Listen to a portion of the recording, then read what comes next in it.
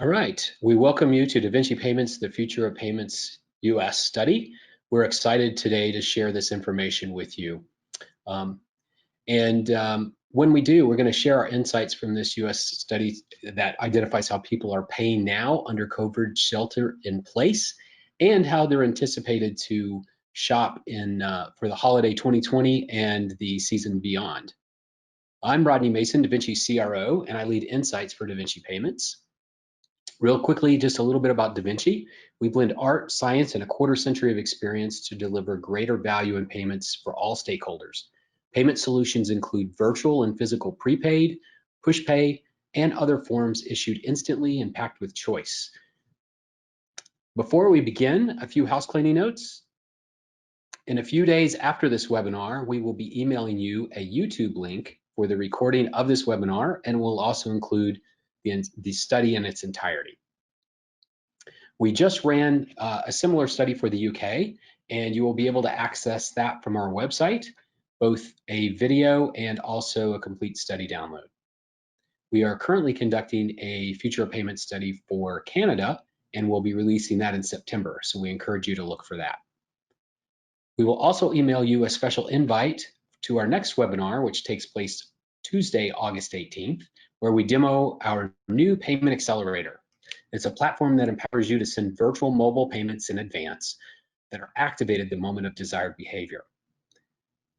If you have questions along the way during the presentation, there's an orange arrow in the top right corner. You press on that, go down to the question section, and then you can submit your questions to you and we'll answer those at the end. Also, we will run a special questionnaire, one question questionnaire during the survey to see how the audience responds to our question. And this is strictly for this presentation. It's not going to be used anywhere outside of here, and all answers are confidential, so we will not know how you responded. Presenting today will be David Josephs. He's our CEO. He has decades of experience in payments, including leading Visa's push payments in Europe and also heading debit and prepaid at Visa for North America. Additionally, he's led prepaid businesses for JP Morgan Chase and just has extensive experience in payments across the board. He's leading the presentation, and we're excited to get his insights, not only from the research, but his experience. And that's why we're opening up the questions for everybody today. Before David jumps in, I just want to share with you very quickly our methodology so you understand how we got the results that you're going to see today. We conducted a national survey May 29th through 30th in this year, 2020, with 1,049 participants who were pre-screened to reflect the United States population with a 97% confidence. This panel was conducted online. Our objective was to identify how people are paying and being paid now under COVID restrictions and their intent to pay and be paid during holiday 2020 shopping season and beyond. We focused on the different types of payment methods, who is using them, and how often they are being used versus measuring the different types of payments by dollar volume.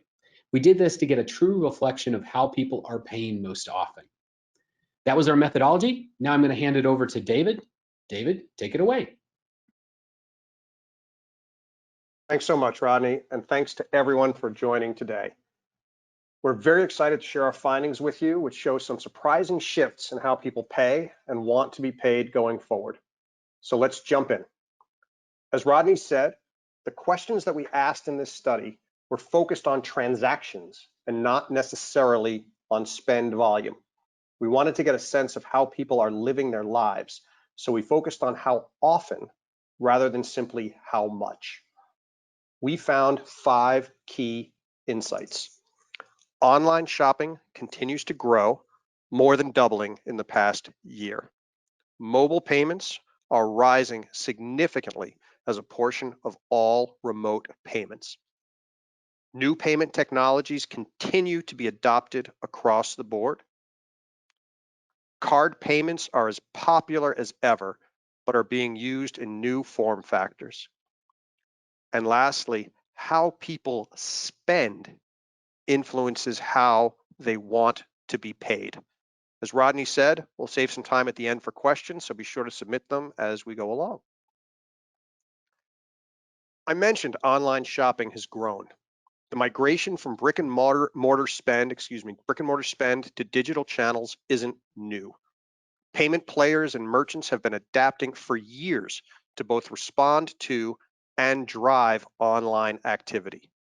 However, nearly 2/3 of people are doing half their shopping online during the shelter-in-place orders, and this applies across all segments. Over 1/3 of all shopping is done online now, more than doubling from the same time in 2019. This is not really a surprise given the lockdowns. What is a bit more surprising is that the trends towards remote commerce seem to be increasing as we look to the future. When we fielded this survey, most of the country remained in some state of tight lockdown. States and localities had just begun to make plans and communicate about reopenings. Honestly, I had expected that people would signal more intention to shop in person as they look to the future.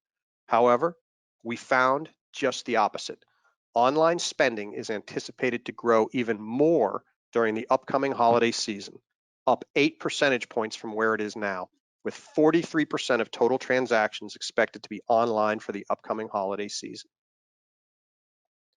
So if that much commerce is happening online, how are people doing their actual shopping?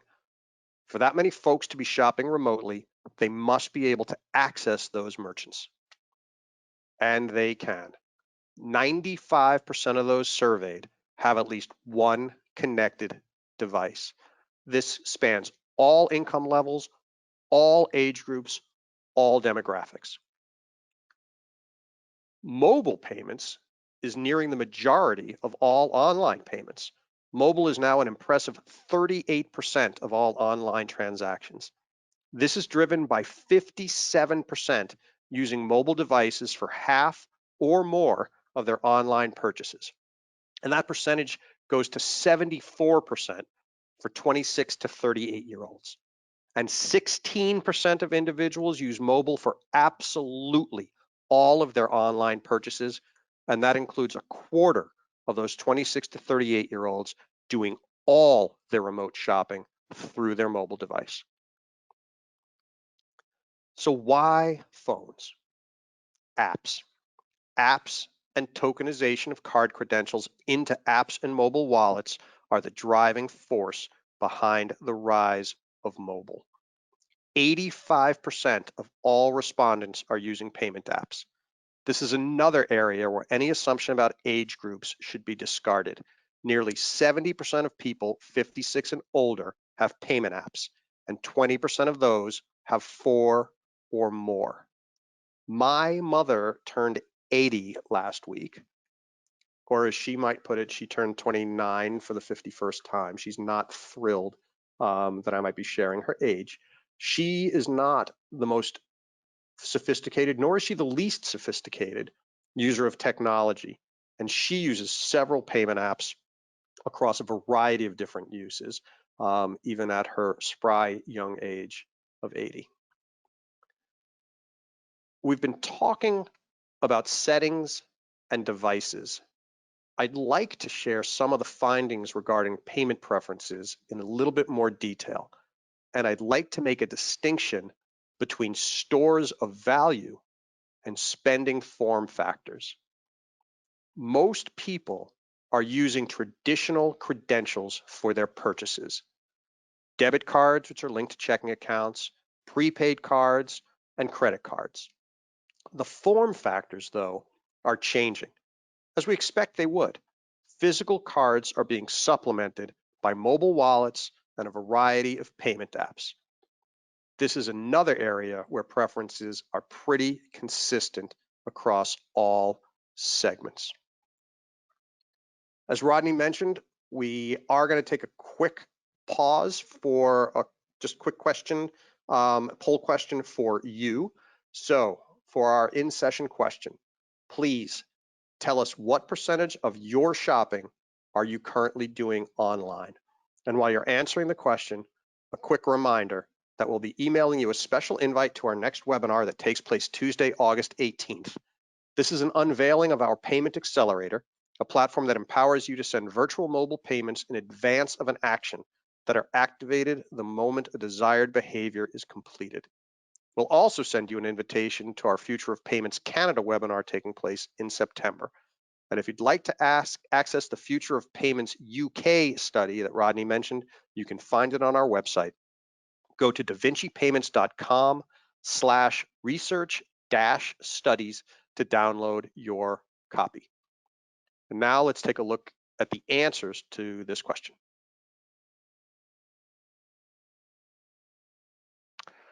Look at that, slightly different from what we've seen from the overall survey questions, but still overwhelming majority are doing way more than half of their shopping currently online.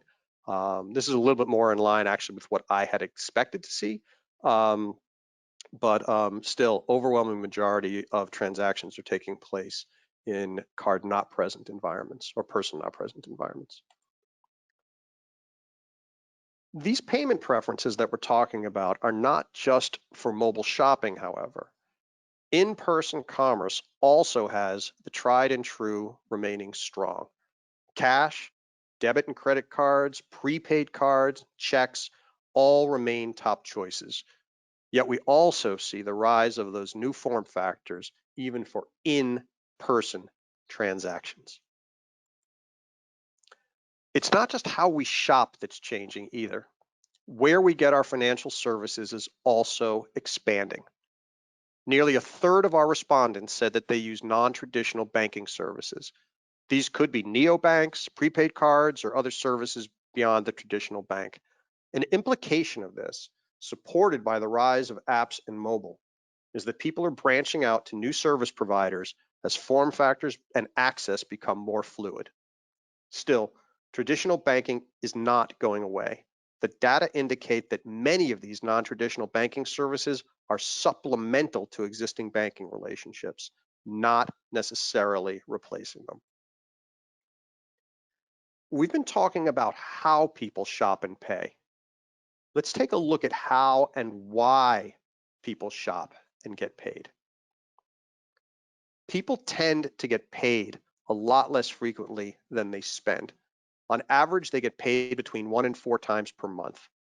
And the reasons people get paid are not too surprising. Wages, government benefits, incentives and rewards, and various types of reimbursement. However, there are a few that caught my eye as being interesting additions to this list. Peer-to-peer payments probably wouldn't have been high on this list even a few years ago. Similarly, payments for gig and part-time work have really exploded recently. This shows that just as spending form factors have changed and evolved, the reasons people get paid are continuing to evolve as well. So that's why people get paid. Let's take a look at how. Similarly, the hows haven't changed too much either. Direct deposit, checks, cards, all very prominent. But just like the whys, the hows also have some interesting newer entrants. Form factors are changing here too. Peer-to-peer apps are becoming increasingly popular. People are receiving payments via secure links that they access via email or SMS messages. Personal story. I recently got a call from my daughter. This is a true story. Recently got a call from my daughter. She asked me if she could, quote, use Chase QuickPay to Venmo money to one of her friends. I'm a payments nerd, so I'm thinking to myself, Venmo and Chase QuickPay are two different things. You're mixing everything up. But I told her that yes, basically, she could use Chase QuickPay to Venmo money to one of her friends.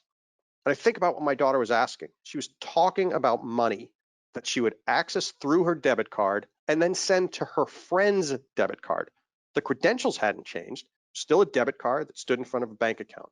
But the language she used was really focused on the form factors that people are using to get paid nowadays. And this leads to one of the more interesting findings to me of the survey responses. How you want to be paid is influenced by how you intend to spend. What do I mean by that? The previous discussion was focused on why people get paid and how they currently get paid. Wages, rewards, government benefits, provided via direct deposit, prepaid cards, checks, etc. However, we then asked people what was important to them when they were getting paid. What was important to them when they were getting paid? And this is what they told us. When they think about how they are getting paid, they are thinking, can I use this to spend my money in many places? They are wanting their payment to be easy to spend as well as easy to receive. They want it fast, and they want it to be secure. They want it to be secure in transit. They want it to be secure when they have it, and they want it to be secure when it's being used. And remember, these are not answers to how people want to spend. Rather, they are answers to what people think about when they are asked how they want to be paid. This implies that any payers out there should be thinking about spend form factors and spending stores of value as they think about how they make their disbursements. It's not as simple as just saying, here's your money. So, thank you for taking time and listening to this brief presentation about our survey findings. To summarize those key findings again, online shopping continues to grow. It's more than doubled in the past year, and it will increase during the upcoming holiday season. Mobile payments are rising significantly as a portion of all remote payments, and significant demographics do all of their remote shopping via their phones. New payment technologies continue to be adopted across the board. Card payments are as popular as ever, but are being used in new form factors driven by apps and mobile wallets. And as we just discussed, how people spend influences how they want to be paid. Excellent. Now, Thank you Rodney, so if I can invite you back in, see if we have any other questions. Sorry for stepping on you. Yeah, no, I was going to say great job. I really appreciate it. Just outstanding insights there. And we've got a lot of questions coming in. So excited to share some of these questions with you. Don't want to put you on the spot, but I thought we would go through a few of these. The first one that came in says, David, given the trends you identified today, do you see virtual prepaid becoming more popular than prepaid cards? Yeah, I mean, this links back to mobile. As mobile becomes the primary way people pay both online and in person, virtual prepaid, digital credentials, which are already widely used, are going to become the most used because of speed, because of convenience, because of safety. Great. All right, the next question came in. Given more shopping is done online and on the phone, what will happen to incentives like rebates? Rebates offer best in market prices. Which is just of utmost importance for online shopping. They're also a great way for merchants and consumers to connect and remain connected. The more people shop online and the more people shop through their mobiles, the more rebates you'll find in the market. We've run consumer studies and marketer studies. You can see them on our website that we have found that rebates are more popular than ever. It will be interesting, I think, to see as the economy opens up and continues to open up over the past months and over the coming months to sort of see how rebates play. I anticipate we'll be seeing we'll be seeing a lot of it, a lot of surge. Yeah, and a question did come in, David, another one, and it said, a lot of these trends are being driven by the COVID environment, which, that's why we did this study. We identified that, yes, COVID is driving this, and then we looked forward and we were surprised by what we saw. Do you have any comments on that? Just how, these trends look like they're going to definitely continue? I think when people get accustomed to certain ways of behaving in their lives, that payment trends follow. For example, we started texting each other, I don't know, 10, 15 years ago, sort of using our old phones on those, old Nokia, black handsets, and then our razors, Motorola razors, and all the rest of the stuff. And then as we moved into, smartphones, messaging on the phones, WhatsApp, those types of things started becoming more prevalent. And then you started seeing a little bit more of the exchange, like the one I described about my daughter and Chase QuickPay and Venmo. You start seeing people sort of sending and receiving money in the same way that they're communicating with each other. So the trends that we're seeing, I think, are in payments, and the intentions that we're getting from the folks that responded to the survey, I think, are just following the ways that we're living our lives more generally. So the pandemic has, made us a bit more, mobile and computer oriented than we had been. And it strikes me that the shopping trends are just following that. But that's not new. That's not crazy. It's something that we've been seeing in terms of how people pay and how people are paid over the course of the last several decades. Great. Another question. It says, you noted payments by link and email are becoming popular. Do you have an example of how a payment like that works?